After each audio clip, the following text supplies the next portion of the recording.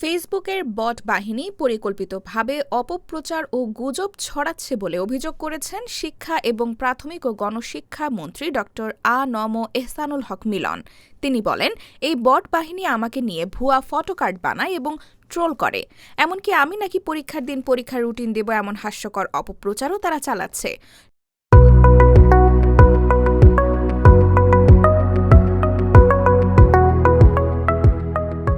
শুক্রবার ১৭ এপ্রিল দিনাজপুরের হাজী মোহাম্মদ দানেশ বিজ্ঞান ও প্রযুক্তি বিশ্ববিদ্যালয়ের নবীন বরণ অনুষ্ঠানে প্রধান অতিথির বক্তব্যে তিনি এসব কথা বলেন।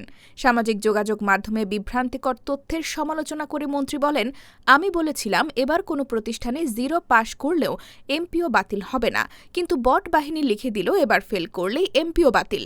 এখন দেখা যাচ্ছে দেশ ফেসবুকেই চলে। বিশ্ববিদ্যালয়গুলোর কার্যক্রম তদারকি প্রসঙ্গে ড. এহসানুল হক মিলন কঠোর হুঁশিয়ারি উচ্চারণ করে বলেন, I want to C everything.